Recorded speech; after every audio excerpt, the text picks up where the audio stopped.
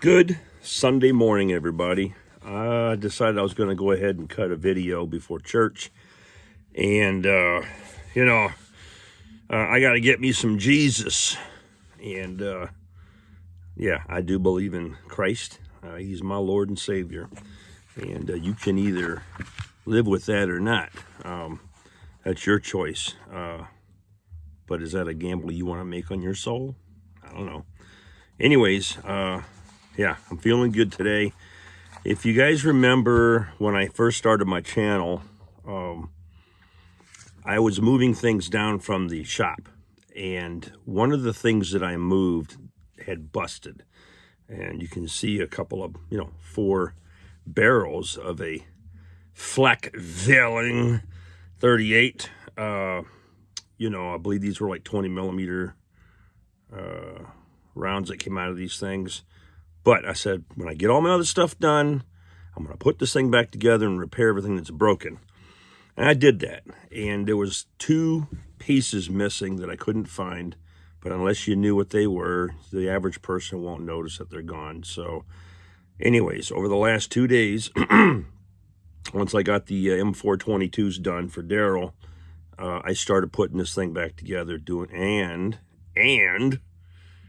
some research online, looking at museum pieces and stuff, and incorporating paint into this model that didn't exist before.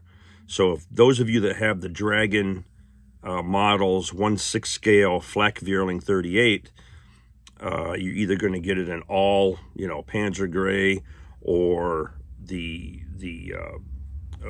what's Vallejo call it? I'm calling it dark yellow, but maybe there's a different name for it. But, the desert yellow that you would use for, the Africa core. So what I'm going to do is turn the camera onto the model. I'm going to have a rotisserie going on it. And I'm going to read you some statistics or history about it. And then I will go into how I got it to look the way that I did. It turned out really good, and I'm pleased with it. And so I can't wait to put it on the shelf finally and just let it sit there in all its glory. So here we go. All right, folks. Well, what you're looking at is, first of all, I did a kickoff video on this thing about 8 months ago. And it was sort of when I was setting up the shop and discussing the things I want to fix and repair. And this was one of them. I actually broke it by accident when I was moving it, downstairs, and it shattered. So at the beginning of the video, you'll probably notice a couple of pictures of the unit before I started doing the rebuild on it and the paint and updating it. But that was about 8 months ago. I'll link the video to this one so you can go see how it started. But, so yeah, we're looking at an anti-aircraft gun from Germany, which was in service from 1940 to 45 during World War II. Now, Mauser designed this particular gun, this Flakvierling 38. However, 3 different manufacturers built them. So Mauser obviously built them. Rheinmetall and Ostmarkwerk were also producers of this anti-aircraft gun. They built 3,768 of them. Now the specifications on this thing, the mass weight was 3,327 pounds. That's if you include the trailer. 13 feet 5 inches. Barrel length was 4 feet 3 inches. The width was 5 feet 11 inches. Height 5 feet 3 inches. And when you include the trailer and everything that goes with it, you're looking at a crew of 8 people. So the ammunition on this thing was a 20 by 138 millimeter. And you'll notice that the magazines are staggered in here. I can only imagine a guy sitting in the seat on both sides, constantly feeding that and running out of ammunition so fast. Because if I'm not mistaken, these magazines only held about 20 rounds each. So the breech, first of all, it's a recoil operation type gun with a rotating bolt, and all of the ammunition or excuse me, the brass would shoot into the interior of this thing. There's a vacuum system right here that basically, I'm assuming, helps to suck that stuff down there. And right on the front here, this hatch would open downward, and you could get all the brass out of there. So that's sort of what that front area is all about.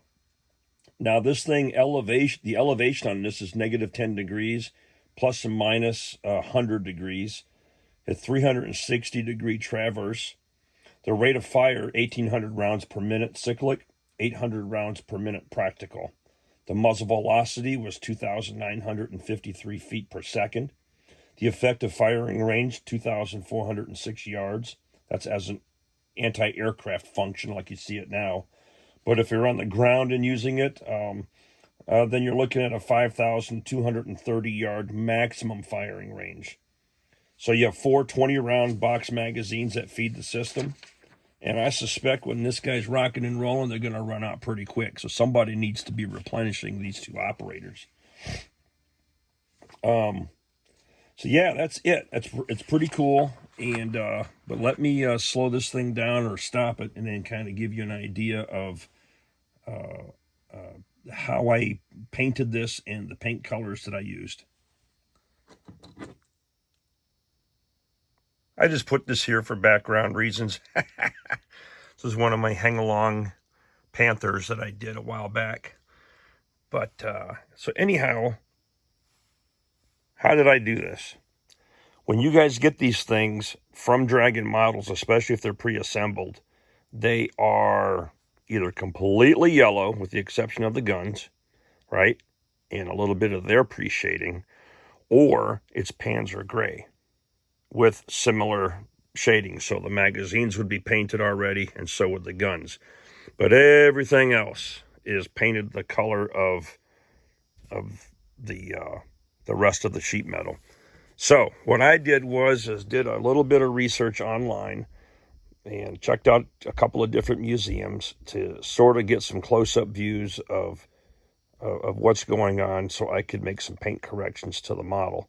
Now again, this is 1/6 scale. So here's what I used. This dark yellow, and you can barely make that out.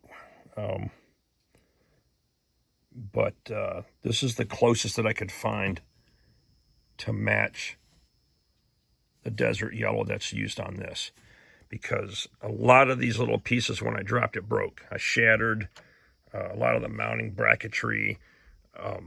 This part of the sight was busted. There were just little broken pieces everywhere that I had to repair. And in fact, I have a really big break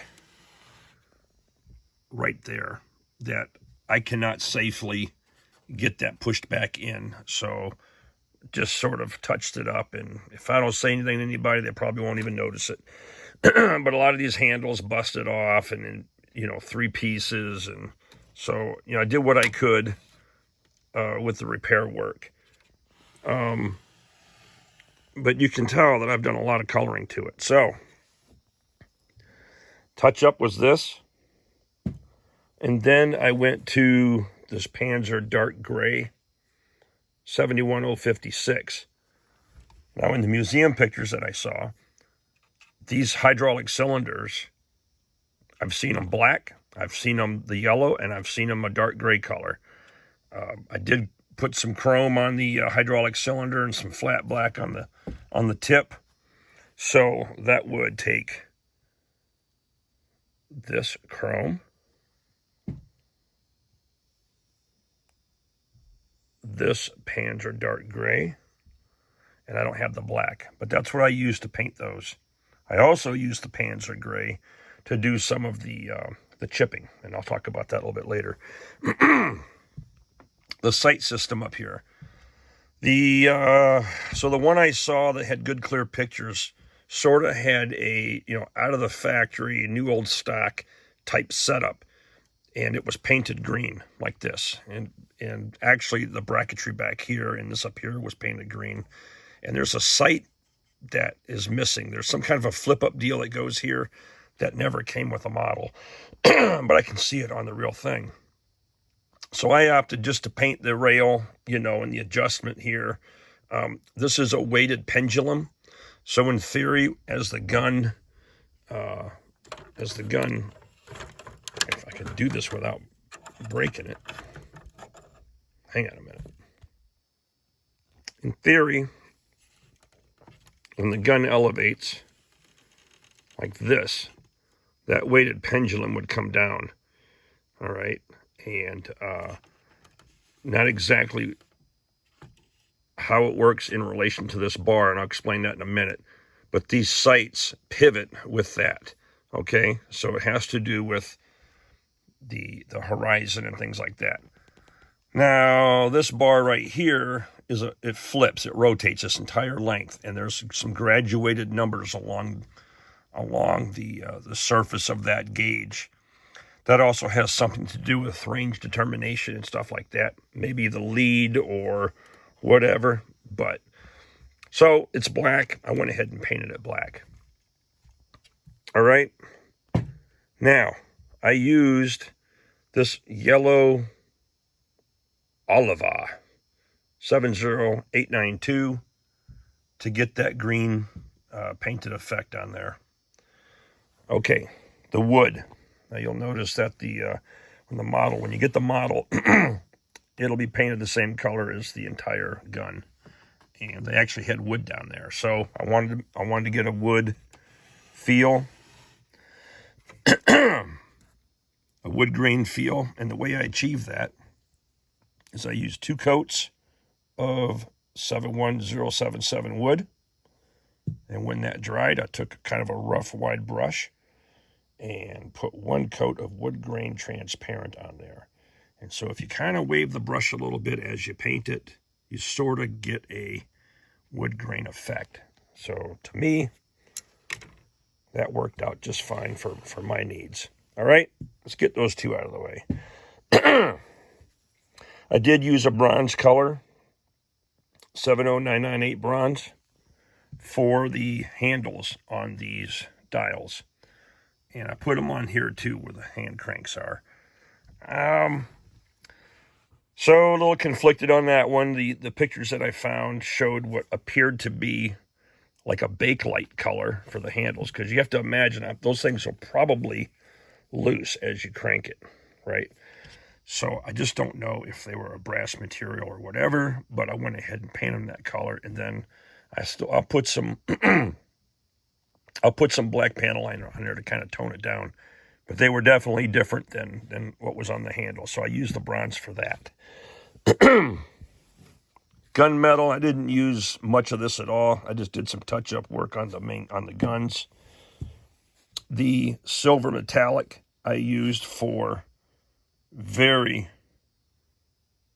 subtle rubs where the metal was, whether boots were on it or whatever, and or where your butt's rubbing against it, or where things would obviously be knocked around, like maybe the foot pedals down there. So those things got a wash. They got a little hit with the dirty down rust treatment, and I just kind of wanted to hit some areas that where water would settle, or where the paint was scratched and got wet. But I did not overuse this stuff. Now, I appreciate what guys are doing out there with their models, but I do not like to over-chip, over-weather anything.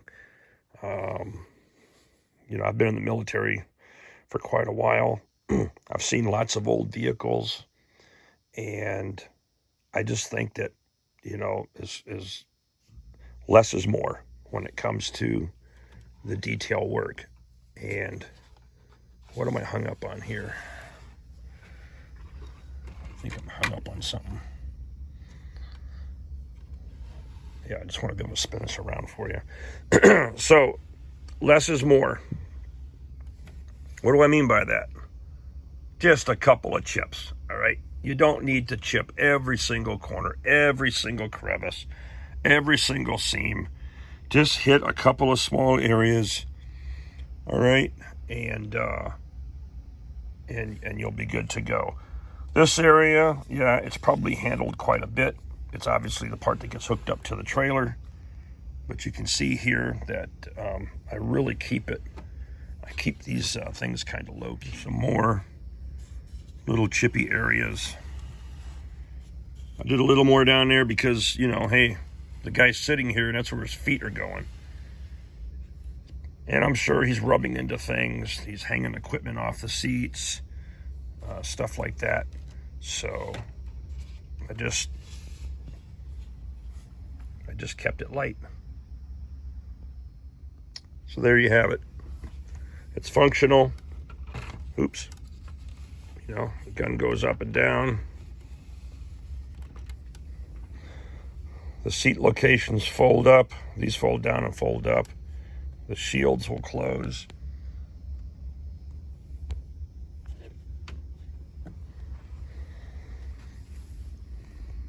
But that's how it turned out. So, I broke it, but it came back to life and it looks 1,000 times better. Hope you enjoyed it. Well, folks, I hope you found that interesting. I'm just happy it's done. I was feeling really sick about it when I dropped it. Now it's better than it was. Turn your lemons into lemonade. Have a wonderful weekend.